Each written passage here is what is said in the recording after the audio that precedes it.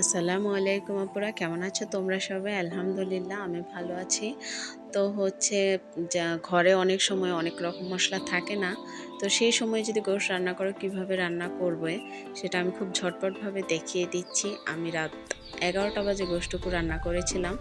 তো আমার মনে হলো যে আমি যেরকম রাত 11টা বাজে রান্না করছি কোনো প্যাকেট মশলা ছাড়াই, ভাবলাম তোমরাও হয়তো আমার মতো কীভাবে রান্না করো। তা ভাবলাম যে আমি তোমাদের সাথে ভিডিওটা শেয়ার করি।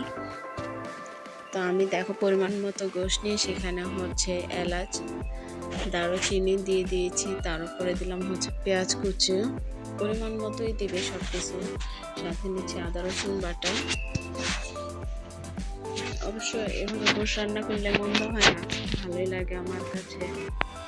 আসলে ঘরে সবসময় দেখা গেছে যে সব রকম মশলা থাকে না, অনেক সময় ফুরিয়ে যায় বা আনতেও সময় পাওয়া যায় না, তখন ঝটপট এভাবে রান্না করলে আসলে খেতে অসম্ভব ভালো লাগে।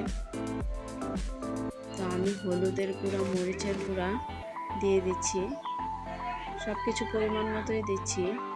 দিয়ে দিলাম লবণ, আর হচ্ছে পরিমাণ মতো তেল দিয়ে দিচ্ছি।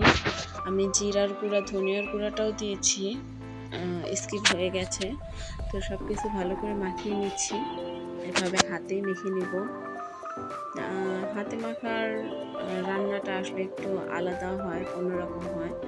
তো দেখেন আমি সুন্দর করে হাতে মেখে নিয়েছি। এখন হচ্ছে আমি কিছুক্ষণের জন্য এটিকে এভাবে রেখে দিব।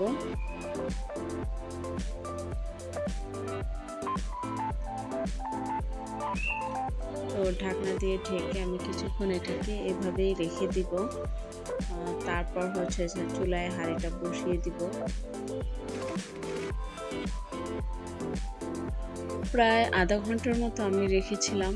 আপনারা এভাবে কিছুক্ষণ রাখতে পারেন, আবার যদি সময় একেবারেই না থাকে, রাখার কোনো প্রয়োজন নেই, আপনারা চুলায় হাঁড়ি বসিয়ে দিলেই হবে। আমি কিন্তু রান্নাতে একদমই পারদর্শী নই, আমি কখনোই কোনো স্পেশালভাবে কিছু রান্না করতে পারি না। আমি যা খাই বা যেটুকুই করি নিজের মতো করেই করি। আমি অত ভালো রান্না করতে পারি না। আমিও এটা ওটা দেখে হচ্ছে রান্না শিখেছি, বা মায়ের কাছ থেকে যেটুকু শিখেছি, তো মায়ের মতোও পারি না।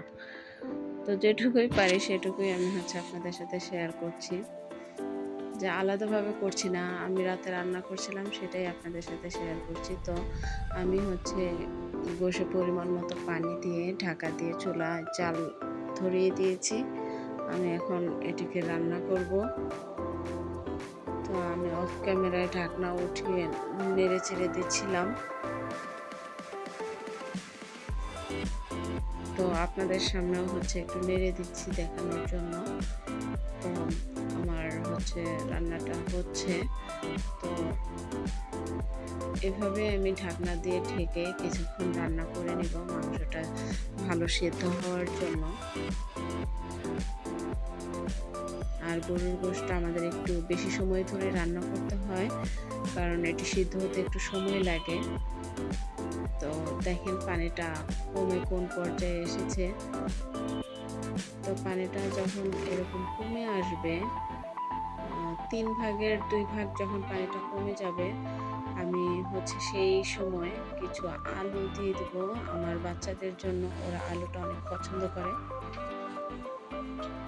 আলু দিয়ে এভাবে নেড়ে চেড়ে এই পানিতেই হচ্ছে আমি গোশটাও কষাবো, এবং কি আমার আলুটাও সেদ্ধ হয়ে যাবে। পানিটা কমে আসলে হচ্ছে আলুটা পরেই দিব, আগে দিলে আলুটা গলে যাবে, নরম হয়ে যাবে বেশি। তো এখন হচ্ছে গোশটাকে ঢাকা দিয়ে আমি কিছুক্ষণ রান্না করব। আর অফ ক্যামেরায় আমি নেড়ে চেড়ে দিচ্ছি বারবার দেখানোর জন্য, আমি মাঝে মধ্যে হচ্ছে একটু দেখাচ্ছি। দেখুন কি সুন্দর একদম তেলটা ভেসে উঠছে। তো এইভাবে আমি ভালো করে গোশটাকে কষিয়ে নিব। আর হচ্ছে আমি গোশটাকে কষানো হলে ঝোল দেব না, আমি হচ্ছে ওভাবেই গোশটাকে পরিবেশন করব। ওইটা খেতেই আমার ঘরে আর কি সবাই পছন্দ করে। আপনারা চাইলে তারপরে একটু ঝোল দিবেন, পাতলা ঝোল রাখার জন্য। তো এই হচ্ছে ফাইনাল, আমি রান্নাটা নামিয়ে নিয়েছিলাম। তো আসলে এটি খেতে অনেক মজা হয়েছিল। আর দেখতেই পাচ্ছেন কতটা সুন্দর দেখা যাচ্ছে। তো আমার ভিডিওটি যদি ভালো লাগে অবশ্যই আপনারা লাইক কমেন্ট শেয়ার করবেন। আজ এখানেই শেষ করছি। আসসালামু আলাইকুম।